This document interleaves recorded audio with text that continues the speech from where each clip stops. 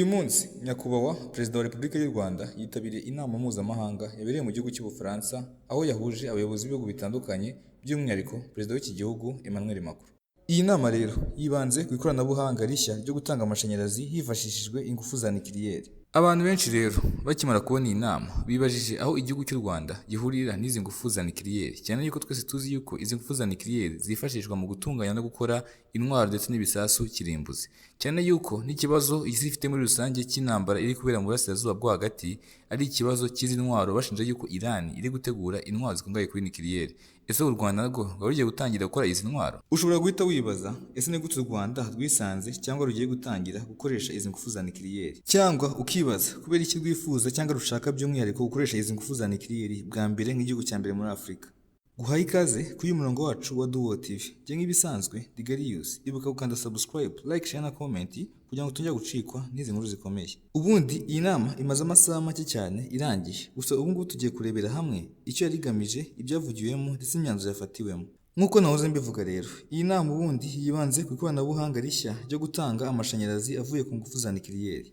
Ubundi abantu dusanzwe tumenyereye yuko ingufu za nikiriyeri zifashishwa mu gutunganya ibisasu cyangwa intwaro kirimbuzi. Abantu benshi byabateye urujijo uburyo izi ngufu za nikiriyeri zigiye guhindurwamo uburyo bw'amashanyarazi kandi bikaba byateza imbere umugabane wa Afurika. Noneho by'umwihariko bikaba bigiye guhera mu gihugu cy'imisozi igihumbi cyangwa igihugu cy'u Rwanda. Umukuru w'igihugu cy'u Rwanda nyakubahwa Perezida Paul Kagame yavuze yuko kugira amashanyarazi ari ingenzi cyane cyane mu buryo bw'iterambere bwo guteza imbere igihugu, cyane yuko aya mashanyarazi ari afasha inganda n'ibikorwa bimwe na bimwe kugira ngo bigire aho byakigeza ndetse kandi bigire n'icyo bifasha mu iterambere ry'igihugu. Yashimangiye kandi ko ari ishema yuko umugabane wa Afurika nawo watangiye gutunganya izi ngufu za nikiriyeri kugira ngo utere imbere kandi nawo ubwawo uterwe ishema n'ibikorwa mpuzamahanga uri gukora cyangwa uri gusupurayinga, uri gutanga ku mpande z'isi zitandukanye. Impamvu nyamukuru iyi nama yibanze ku ngufu za nikiriyeri, bagaragaje yuko ingufu za nikiriyeri zitanga amashanyarazi menshi cyane ugereranyije n'izindi ngufu twari dusanzwe dukoresha. Ubwanga ndi kuvuga ingufu z'amashanyarazi zikomoka mu buryo bw'amazi, ikizwi nka hydroelectric power, ndetse n'ingufu zikomoka ku mirasire y'izuba bizwi nka solar electric,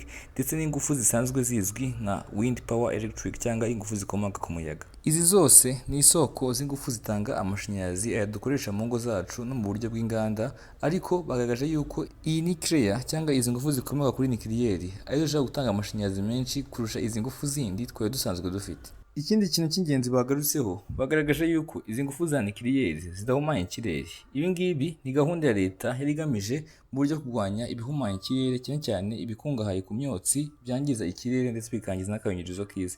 Bagaragaje yuko izi ngufu za nikiriyeri zo zishobora gukoreshwa mu buryo bw'amashanyarazi ntibigire ikibazo bitera mu ihumanywa ry'ikirere. Urumva ni ikintu cyiza cyane kandi gikomeye. Ikindi kandi bagaragaje yuko izi ngufu za nikiriyeri zishobora gutanga amashanyarazi ari stable kandi aramba igihe kirekire. Ibi ngibi bisobanuye iki? Ni ukuvuga ati murabizi nubwo tugira imiriro mu makashi pawashi cyangwa amakonti apima ibintu by'amashanyarazi, batwereka yuko rimwe umuriro wagiye, irindi bakatwereka yuko umuriro washizemo. Ariko mu gihe dufite izi ngufu za nikiriyeri, iki kibazo cy'igenda ry'umuriro kiba gikize ku iherezo ryacyo, kuko izi ngufu za nikiriyeri zitanga amashanyarazi ari stable kandi aremereye. Ibi ngibi bishobora gutuma ryagenda ry'umuriro rishobora kugera ku iherezo, kandi bigatuma inganda ziteza imbere ndetse n'indi mirimo yose yakorwaga bigendeye ku mashanyarazi ikomeza gutera imbere, ndetse kandi bikanubaka n'igihugu mu buryo bw'ikoranabuhanga twifuza. Mu ijambo rikomeye nyakubahwa Perezida Paul Kagame yagejeje ku bitabiriye iyi nama, yavuze yuko ingufu za nikiriyeri zishobora gufasha umugabane wa Afurika kwihaza ndetse no kubona amashanyarazi ahagije.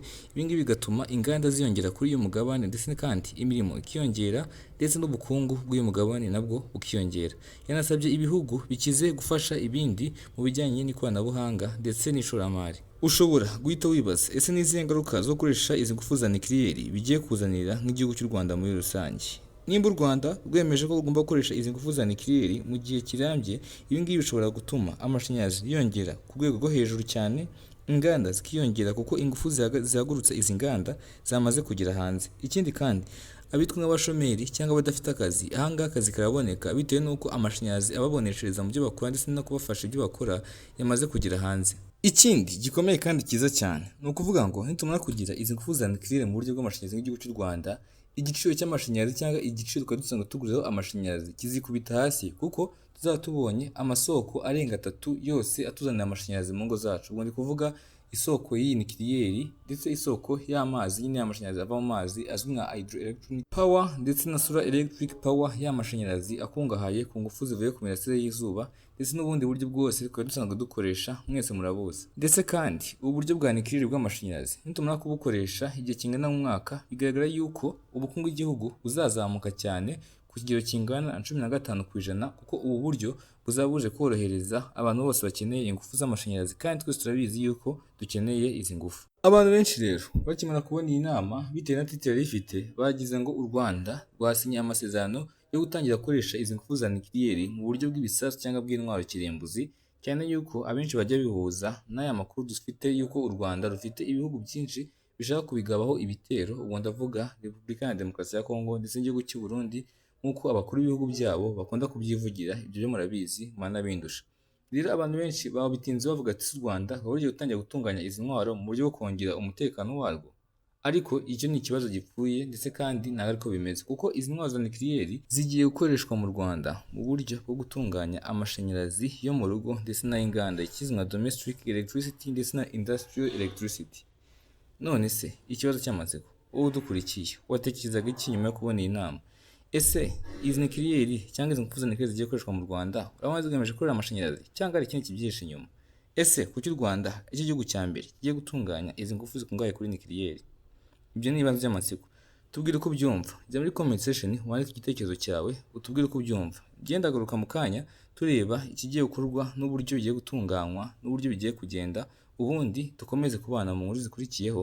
Genda igarius nk'ibisanzwe, ahangaha turi ni kuri Duo TV. Ibuka gukanda subscribe, like, share na comment. Uraba utanze umusaruro ndetse n'inkunga ikomeye kuri uyu muryango wacu cyangwa kuri channel yacu ya Duo TV.